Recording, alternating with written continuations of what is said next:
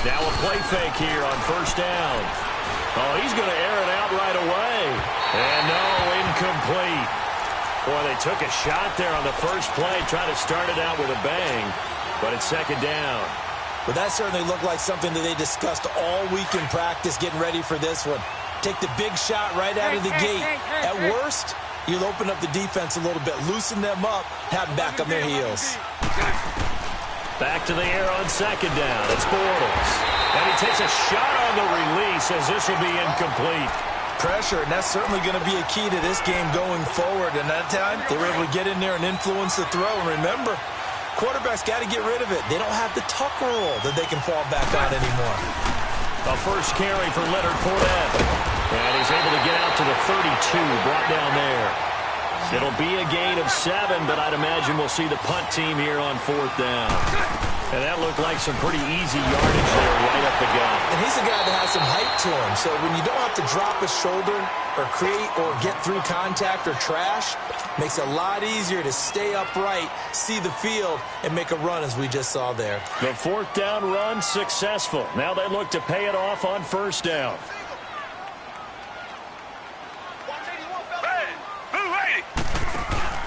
They go play action here on first down. Oh, he's going to take a shot. And this is taken in at the 5. Touchdown, Houston. Marvin Jones, his third touchdown now on the year. And the Texans have taken the early lead. And the Texans take a 7-0 lead. Fairbairn now to kick this one away.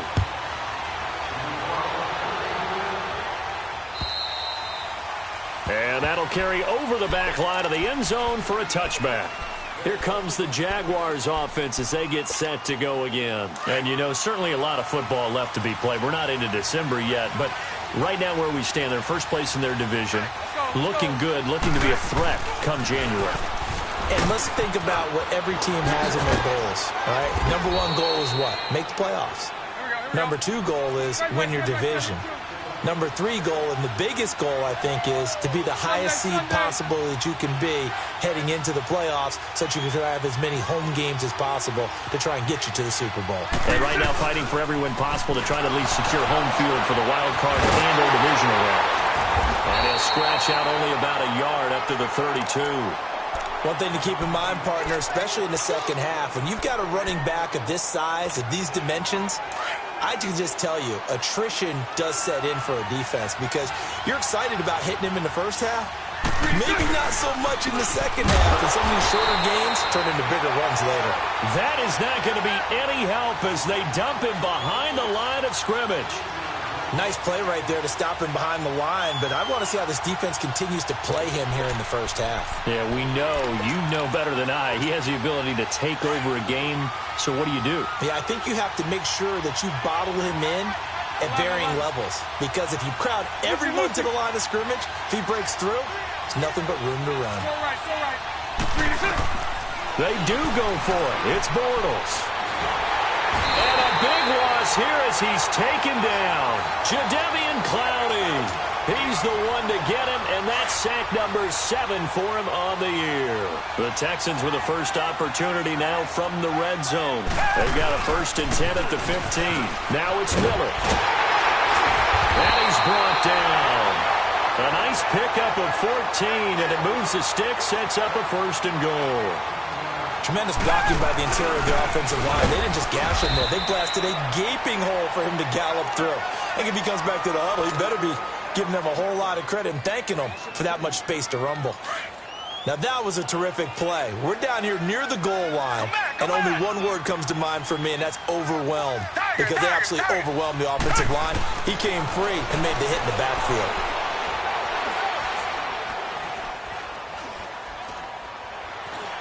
They still can't get it.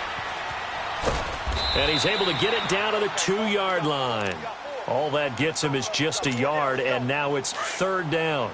Right now, no questioning the toughness of this Jaguar defense. This is 3rd and goal. They'll try to punch it in with Miller. And this will result in him losing yardage back to the 3. That'll make it 4th down after a loss of 1. Now, this feels like old-school football because this has turned into a good old-fashioned goal line stand. So on offense, what do you do now? Do you decide to run it or throw it if you go for it on 4th down? A good drive gets them inside the 5, but they could not punch it in. And credit the defense, too. Make sure that happens because that was the old bend but don't break approach. Made sure they contained them when they absolutely had to and forced the field goal attempt that went through. Out comes the Jacksonville offense as they get set to take over here. And on that last drive, went for it on 4th, turned it over. A good job by their defense, though. They held them to 3, but this offense, they've got to be a little bit better, a little bit more careful here. And sometimes when... That's caught inside the 20. Touchdown, Jaguars. DJ Chark, his 4th touchdown on the year. And the Jaguars are able to strike quickly for 6. Extra point tacked on by Lambeau. And that'll cut it to 3 at 10-7. Here's Lambeau out to kick this one away. Now Jones. And he'll get it up to about the 26-yard line just across the 25. And now out comes Houston. And still a lot of football to be played in this season. We're only in November. A lot can happen between now and January. But if it ended today, they would just be on the outside of the playoff picture looking in. So a lot to fight for. Yeah, and wasn't it interesting in our meeting with the coaching staff that they all made sure to let us know. We know where we are. Under pressure now, Watson, and down he goes. Yannick Ngakoue in there to get him. Sack number 14 for him on the year.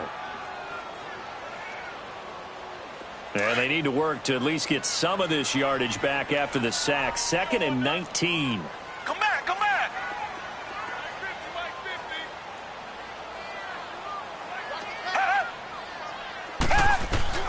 Out of the gun, Watson. He's letting this one go for Fuller. Oh, nearly picked. And maybe lucky there. This guy doesn't drop many defensively. 3rd down. One of the toughest things about playing defensive back is pattern reading, trying to figure out what they're doing. And on that one, they had the fly, just sending a guy downfield with the in route accompanying it, what people call a dagger route, trying to hit the guy underneath after the clear out. In this case, though, they're not able to get it done. Yeah, they said forget the underneath route. They went for the guy on the fly, but as you said, incomplete. They do get 9, but it leads to 4th down. The goal for any offense versus his own defense, find the holes where guys are available and put the ball on the receiver before any defender can step up and fill it. They did it well there. Perfectly executed crossing route. Boy, a curious decision to go for it. Doesn't pan out. And the Jags take over in terrific field position. The 4th down run successful. Now they look to pay it off on 1st down. Bortles now on 1st down. Left side complete. Safarian Jenkins. And he works it to the 30-yard line here, right at the 30. 5 yards on the catch there, brings up 2nd down. And, partner, I think that's a great example that not all tight ends are created equal. Because everything was right. Got the completion, but he's not one of the more dynamic guys in the league. So even though he caught it, couldn't turn it into much more. Bortles to the former Jets, Safarian Jenkins for the Jags' 1st down. Looked like the defense put pretty good pressure on him, but he's able to flush out to his right to try and evade people. On the run, had to get on his horse. Still accurately throws a nice pass for a 1st down. Now Bortles. Caught. Safarian Jenkins, right side. And he'll be brought down at the 21, just shy of the 20 in the red zone. The completion good for 3, and it's 2nd down. On 2nd down, here's Fournette. And he'll go down here at the 12-yard line. It's a 9-yard gain, and it keeps the drive moving. Charles, they won last week despite him not running the ball well. They told us need to get him going, runs like that. And they talked to us about leaning on him because, as you noted, last week they didn't have to. Still won the ball game. They leaned on other people to give them the yardage that they needed, but they really want him to be that guy, and that's what they're doing early in this game. They'll run it now out of the gun. And he's able to get it down to the 2-yard line. 7 yards on the pickup there, and now they've got it 1st and goal. Getting the sense, Charles, they're going to put a big emphasis this afternoon on the run game. And why not? What we're seeing so far is working pretty well from them. And here's the best part. We always talk about the best performers. Got his man. It's caught. Touchdown, Jaguars. Austin Safarian-Jenkins with touchdown number 7 on the year. And the Jags are able to cash in for 6.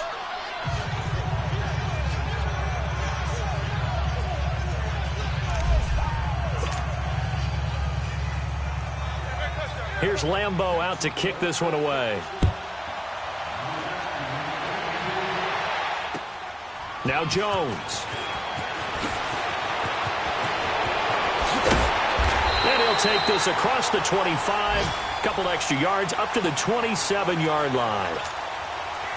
And taking a gander at the NFL scoreboard in Minneapolis. Early on, it's the Vikings in the driver's seat. Remember to keep an eye on the ticker, of course, at the bottom of your screen for updates on that game and others around the NFL. Underneath for Miller. And they'll take him down at the 31-yard line. It's a 4-yard pickup, and it'll be 2nd down. They'd love to just strike back with a touchdown right here, and if it's a long play, so be it. But the main goal, get a couple of first downs, run some plays, run some clock, allow their defense to get a chance to catch their breath, settle down, and relax a little bit after they just gave up a score. Give him 6 on the play, and they'll be faced with a 3rd and inches. And we see another pitch and catch there to the running back. This position just continues to evolve. They become just as critical to the passing attack as a lot of receivers, tight ends, because their ability to make people miss in the open field can really generate big plays for an offense. Officially a gain of just a yard there, but they do convert on 3rd and inches. Play action for Miller. Now Watson. Eluding the pressure right. And he can't find anywhere to go with it. And he goes down. Yannick Ngakoue in there to get him. And that is sack number 15 for him on the year.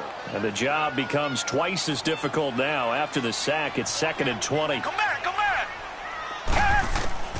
From the gun, here's Watson. The left side completion to Jones. And he'll bring it up here to right at the 40-yard line. They get 11 back on that one. It leads to 3rd down. The Texans on 3rd down. Just 1 for 3 thus far. This is 3rd and 9. Here's Watson. Dumps it complete to Miller. And he'll get up near the 45. They'll spot it at the 44.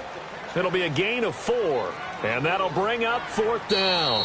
With Charles Davis, I'm Brandon Gaudin, and it's Texans football.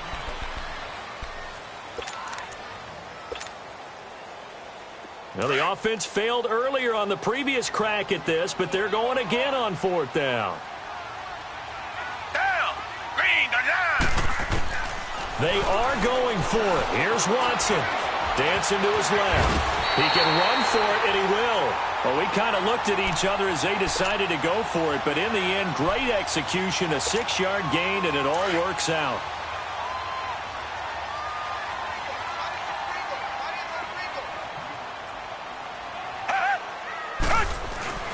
From the 50, it's Watson. Flushed out right. And he'll toss this one incomplete. Seeing no options, he throws it away. What's the old adage? Be quick, but don't hurry? Well, that went right out the window there. He was hurried, harassed. That ball had to be gotten rid of. Otherwise, he was going to get sacked. Throwing again on 2nd and 10. Watson. And he fires one that's intercepted. Picked by Ronnie Harrison. And the return stops at the 39-yard line. And, Brandon, this is a real nice job defensively of getting inside a quarterback's head and figuring out, okay, where's he going with the football? Because you can make an educated guess defensively. Not all the time, but sometimes. And when you're right, you've got a decent chance of coming away with the football. 11B. Lucy. 372. So after the INT, it's Bortles. And to the tight end here, Safarian-Jenkins. Busting through contact Just wasn't a huge hole there for him to operate. Stopped just inside the 35-yard line. One thing you're hoping for when you run drag routes, you're able to hit a receiver in stride, and he can pick up a lot of yardage after the catch. But in this situation, the defense was effective, able to stop him before he could get a good head of steam going. Hey. 372. Throwing on first down is Bortles. Lee's got it over the middle. And taking it to the 15-yard line before he's brought down. 11 yards there for Jacksonville and a first down as well.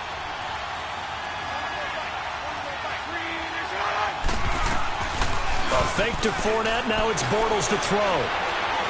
Steps away to his left.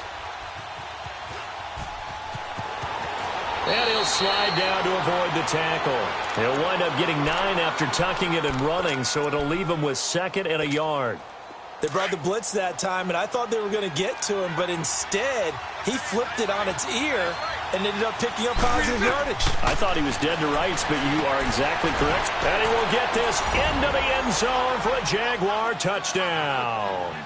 3rd touchdown pass of the game for Blake Bortles. And the Jaguars add on to their lead. Point after by Lambeau, up and good. And that makes it a 21-10 game. Here's Lambeau out to kick this one away.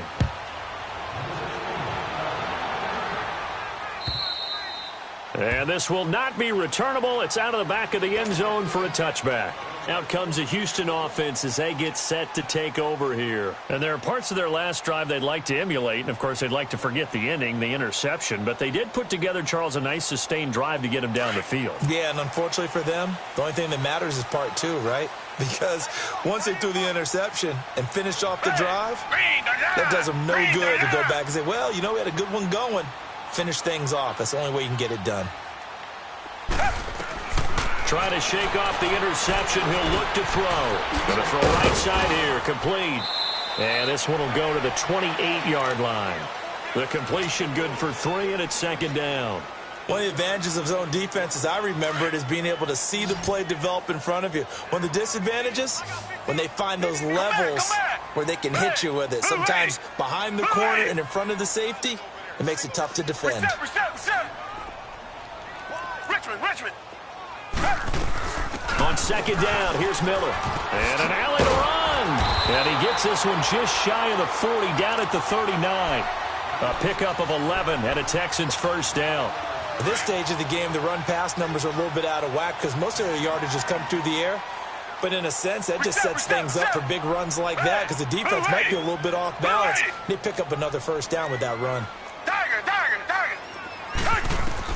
Now a first down throw, Watson. And that's caught inside the 35. He's got this to the 30 before being taken down. That goes for a gain of 31. Well, partner, I'm not sure how this drive's going to end, but how about the way they flip field position there? A nice attacking play. They picked up a heck of a chunk of yardage. Here's Watson. Buying time to his left.